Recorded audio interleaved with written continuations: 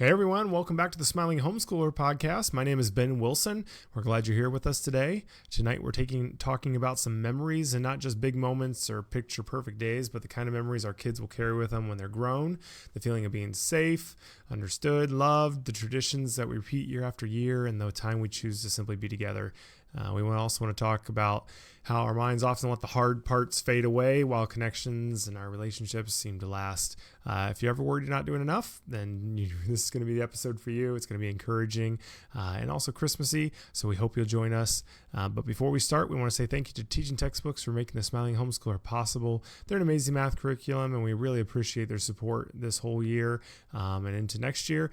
So if you already use them, tell them that you appreciate their support of us. And if you haven't checked them out, you should over at teachingtextbooks.com.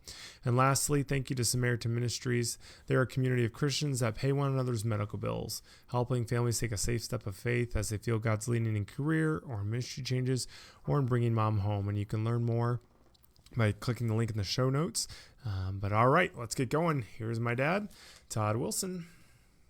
Well, you'll notice my voice is a little bit deeper. That's because it's Christmas and it's time to be sick. That's what always happens. I'm pretty sure I got it from cute little granddaughters who was my face last week. As we were picking them up and we were driving back to our house, and she said, "I've got a little cough in my throat," and I'm like, "What?" She said, "Mom told me not to hang all over you tonight," and I'm like, "Oh man." Well, hopefully you don't get the fever she had yesterday or whatever. Yes, so. I'm doing okay. I mean, there are worse things to have, but I've been hacking my head off.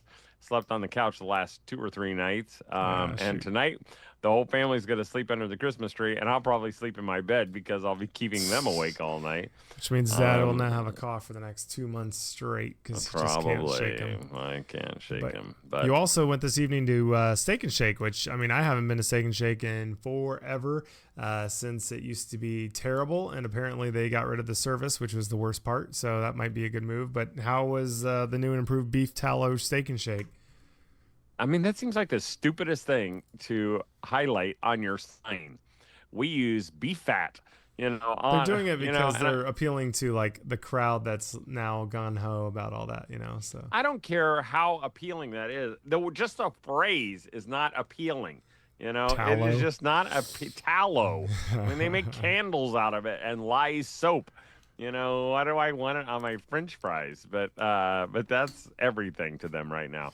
But I will say this, that as far as holiday-ish chain restaurants, it is probably the top of our list, besides McDonald's. But I don't know. Well, I feel like they used to decorate a lot, which was always fun. I don't know if they still do that, but and also they're always open to ours used to be open at super extreme hours, so it was kind of fun. I don't know, just kind of had that diner old fashioned feel. Maybe that's it. And we've eaten several times in downtown Indianapolis, where we'd watch the lighting of the world's largest Christmas tree or go to some Christmas thing and then end up at Steak and Shake. And it was always a fun experience. So it's a good experience. But I will tell you, now that you have to order everything at the counter and you don't have to pay a waitress or wait on a waitress, it's even better. So if you have a Steak and Shake around you and you want to do something fun, check out the Steak and Shake. My kids, boys, swear on the garlic hamburgers, cheeseburgers, or whatever they are. They say they're amazing. Well, I think they're good. That's actually kind of a good segue. We'll keep this a short episode just because, it is Christmas. This will be coming out on Christmas Eve. Because I'm dying. Yeah, right. Exactly. And your internet's not amazing right now for some reason. But, kind of what we're going to be talking about is just memories and just how crucial they are to, family, to our kids, and how we kind of create good memories. But I think one of the most wonderful parts about Christmas is just tradition and good memories. We just had my dad's side of the family Christmas, so we went to my grandparents' house and they were both there, and it's just so many good memories there with cousins and grandparents and aunts and uncles and in that house, and it's just really fun. But what do you think, Dad, for someone who doesn't feel like they have many traditions, because I talked to quite a few people where they don't really ever do anything like that. They might have like a reunion that's a tradition, tradition. And obviously Christmas Eve and Christmas morning, they might have tradition, but they don't really like do stuff during the Christmas season regularly or anything like that, or even throughout the year. What do you think is needed to form a tradition? If someone's out there like, I want to have more traditions, what are some suggestions we could give them for coming up with a new one? No, I don't know about suggestions because there are tons of things right to do. I guess, what are the ingredients that creates a tradition? Instagram, and they probably have. I think the ingredients to make a tradition is that a mom or a dad together, or even separately sometimes, are engaged. I mean, it's already a window opportunity. There's already lots of stuff. It's like they've already served up the platter. All you have to do is show up. I mean, some of my most fond Christmas memories are things like, watching a television program, Rudolph the Red-Nosed Reindeer, Charlie Brown on a dark evening, where we're sitting around eating popcorn. My dad, he was just in the room. He wasn't even watching. He was probably reading the newspaper. And for those who don't know, that's kind of like the internet, only in paper form. And, and one of my fondest memories is being at a hardware store with my dad. And right around Christmas time, when we were stopping, if you're from Indianapolis, Hudlows, which is near Broad Ripple. And it was this old store, and we were outside. My dad ran in. It's probably some kind of violation now to leave your little kid out in the car. But back then, no one kidnapped kids. We didn't care, and if you lost one, you had more. But I can remember being outside, and the snow was falling. I mean, giant snowflakes. And my dad didn't even remember this. And it felt safe. I felt safe because my dad, was beside me. And it was just one of those magical moments. But I think you have to be there, And so there are already so many opportunities, whether that's getting a Christmas tree or caroling. And I think sometimes moms aren't as hard, because moms are already do so much of it. They do the buying of the gifts, the wrapping of the gifts. Sometimes they can get so busy they miss out on those other times of playing games. My kids said tonight while we were eating at Steak and Shake, oh, we should play games tomorrow. And it was like someone drove a stake through my heart. I'm like, oh. And I'm already starting to do battle with it in my head. Like, well, I really got to get some stuff done in the morning. I got a couple of orders to get out. I got to blah, blah, blah. Oh, you muted yourself still. I have to choose what is best.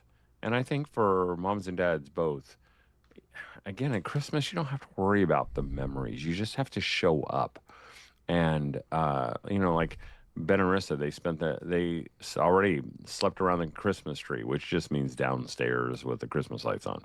We're going to do that tonight, Yeah. And so it's tempting. Just say, that's not for my back or whatever. That sounds like such a pain. But dads ask me all the time, do you really do that? And I'm like, every single year. And I don't have to do anything. All I have to do is leave the Christmas tree plugged in, and we all sleep around Jed said, who's 17 years old, said, this is my favorite night of the whole year. And that's just funny to me because it's not a big deal, and so again, just show up and see what happens. Yeah. And if you're homeschooling right now, you need to stop. I'm sure you're not homeschooling. On Christmas Eve. But even the week between Christmas and New Year's, just resist the urge to get stuff done. Yeah, I mean, I think there's a lot of things there that highlighted really important parts of memories. I think like the feeling of being safe, I think that's huge. I hope my kids feel that, or just feeling of being warm and together in the living room. And those memories become such glowing like embers of who they are, as they're older, and I mean, it's so rare that they'll ever remember a messy house, or that they didn't finish the curriculum on time, or whatever other stressful thing you're dealing with. They just don't really, I mean, I don't really remember those things, you know. Obviously, you know, if you think back to yourself, you probably will remember these rose tinted wonderful moments that probably were tough in a lot of ways, but your kids, especially, you know, the way you're doing parenting, are going to have so many of those. And I think that's just so core, though, is just being together, doing those fun things. But I do think one of the other keys is sometimes it is those just weird things, or those things that you wouldn't normally do in a normal daily life. So it might be, you know, like Renly was saying, we should try this hot dog restaurant that just opened in our town, you know. And I was kind of thinking, I'm like, man, if we did that here sometime around Christmas, that I could easily see that, if it stays in business, which it probably won't, but if it did, you know, becoming a tradition, because it's just sometimes you just like try some weird restaurant, or you go do the walk around the park, you know, with the lights or something like that, and then just boom, let's do that again next year, and then it's obviously tradition from there on out. So I think sometimes if you don't have it, it might just be trying a couple things that aren't just as easy as just laying on the couch or whatever, which I get the desire to not have to get up and go do something, but it is worth it afterwards. And then they just become such wonderful memories, even if in the moment they may not be perfect. And I think that's the other key, is while you're doing it, it may not feel super, super fun always, right? I mean, a lot of times it is, the kids are hard. You know, you had to discipline one of them, or, you know, whatever the situation is, but for some reason our minds just block that stuff out afterwards, usually, and you know, just have this amazing memory. And I think those are so fun and so special. And I would say they're not even, you don't block them out. What you do is you see them for what they are. Right. You know, like when you're in the midst of it, it feels like chaotic and everybody's crying and like, how can this be fun? But it really is the good part of family. And later, you know, your children, all that, it's those hard memories are transformed into good memories, and they will be to you as well. And those are the things that you'll you'll remember forever and ever. Yeah. Well, real quick, I do want to say thank you to Teaching Textbooks for making all this possible. They've been our partner for many years now, and they're just an amazing curriculum. So going into the next year, if math is just not working for you, whatever curriculum you're using right now, it's just a lot of tears or struggling or frustration or too much effort, and you need to make a change, it's not too late. You can check them out, teachingtextbooks.com. They have a free trial over there and many different options for families. So we'd encourage you to support them, and thank you to them for supporting us. Hey, and we also want to thank Samaritan Ministries and Redeem Healthshare Ministry for being part of today's show. Imagine joining a community of Christians where everyone has your back when it comes to healthcare. That's what it's like with Redeem. When you become a member, you're not just another name on a list. You're part of a close-knit community that's all about caring for each other. They share more than just healthcare costs. They share their lives, their faith, and their journeys. As members of Redeem, you're never alone. So click on the link in the show notes to learn more. I think one other thing real quick is I just think is, you know, being okay with just not always rushing around or getting things done exactly on time or whatever it may be. I do think sometimes you just need some space for some of those things to actually happen, you know, so especially with the busyness of everything, it can be so, I feel like there's so much that has to get done. But I do think you sometimes need a little bit of time for some of those things to really happen. But even if you're not, those are can still be great memories of, you know, running 100 errands with the kids in a day. I mean, your kids will remember that time, you know, that as a fun time. We got to go shopping during Christmas or whatever it may be. So I wouldn't sweat it too much. Well, and I would say, you know, if a tradition is causing you problems, you know, kill it. You know, jettison it, get rid of it. Don't say, oh, we have to do this, even though everybody's miserable. I would let some of those go. And sometimes those are really hard to let go. Yeah. It is tough. I mean, one that I don't know if we've let it go, but is the Long John Silvers of the first snow. You know, it just doesn't always happen, you know, and that's okay. Yeah, it is. But I will say, you know, as we're talking tonight, and I'm going to say this too, that for next week, I haven't even asked Ben about it, but we're not showing up next week. So, you know, we're going to take a week off from the podcast. But I will say, I think that's okay. Is that okay, Ben? I mean, I'll probably do a rerun of something in the past. Okay, yeah. Okay, so we'll be old us. But I will say, if you're listening to this and you just have Christmas Eve, try real hard, you know, to kind of empty out the day. I know you still have stuff to do. You may have some last minute things to take care of. Take care of those as quick as you can. Let your husband know how he can help. Don't just be mad that he's not.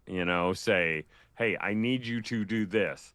And then you may have to remind him again. Don't expect too much. Don't get mad. And then at least, towards the very end, just slow it all down and get your Christmas lights going and dim down the other lights. Maybe light a few candles, turn on your some Christmas music, and just bask in the best there is and family, celebrating the birth of Christ. And then I will say for next week, the time between Christmas and New Year's, sometimes my wife feels like that's her favorite time because all the stress is now gone. She doesn't have any presents to wrap. She doesn't have any really major food to make. And she always says that those are the times I feel like I can play and goof off with the kids. We can play games. So I would take advantage of those times. Yeah. And again, see what happens. I know Sam and McKenna, Ben's brother, they went out for donuts one morning, and we used to do that with our kids when they were little. And we went to Carol, an old person, yesterday, and we went out for ice cream. I would fill up as much as you can, and just those fun little spontaneous things that your kids remember for. And if you're one of those families that doesn't do much, it doesn't take much to wow them. If you go, hey, we're gonna go to McDonald's and get McFlurries or whatever they have. Are they McFlurries? Yeah, McFlurries. Yeah. Or Dairy Queen and get Blizzards or wherever. They have a huge payoff. But I think the thing that's important is you don't even have to wow, because a lot of times it's the weird things that we remember. I feel like it's like your grandparents. It's just the tiny things that weren't even a big moment. It's just for some reason those stick in our minds, and it just is such a warm feeling of oh, I loved when this thing was did this, or we had this one toy at my grandparents, or whatever it is. It's just it isn't always just the shock and awe type things. It's sometimes just those little things, like we always played a specific song during something, or whatever it may be.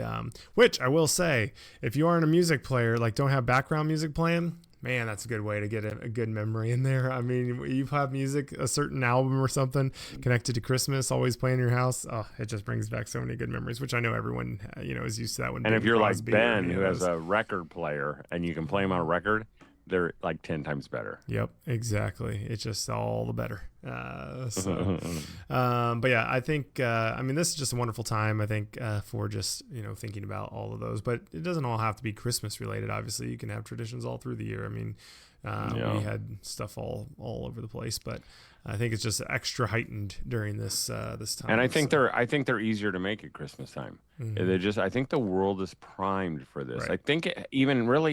I think that miracle of God becoming man still ripples through, history and time, not just in his saving of the world, which is true, but even the rest of the world feels it.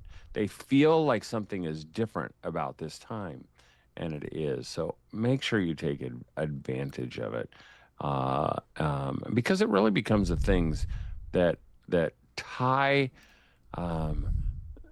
what you believe into that good feeling that your kids have. I know some people don't celebrate Christmas, and they would ask me about it. What do you think, Todd? Do you think we should be, druids used to have? And I'm like, I don't even know a druid. I don't even know if a druid came up and bit me on the nose. And I'm like, hey, do you have another month during the year that you spend the whole month kind of doing family? And they're like, no. And I'm like, then Christmas is okay. And why wouldn't? As a father, I love when my kids have a good time on my birthday. Why wouldn't they? Mm-hmm. Why wouldn't God have a good time watching his kids enjoy his birth? So, hey, I'm going to say goodbye because I got to go find out if they actually make it to the North Pole on the Polar Express. So have a wonderful Christmas with your family. I hope you make lots of memories, and don't stress it, because if you show up, the memories will come. And your kids will hold on to them for the rest of their lives. And don't pick up the school books. Make sure you keep them closed at least for a week, after Christmas. Maybe do another week if you need that as well. Maybe do 2 weeks after that. You get to decide because you're homeschoolers. And all that is going to make you and your kids and your husband smile. All right. Thanks, everyone, for joining us. We appreciate you being here every week. Hopefully you have an amazing Christmas together. We just want to say if you need more weekly encouragement, you can also head on over to our website. We've got a bunch of resources there and also a free weekly email. You can sign up for there. But thank you also to Teaching Textbooks for making the Smiling Homeschooler possible. They're an amazing math curriculum, and we appreciate their support.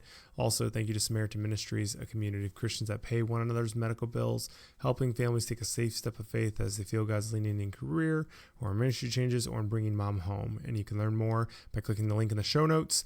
But all right, have a great week. Merry Christmas, and don't forget to smile. Hey, see you, Ben.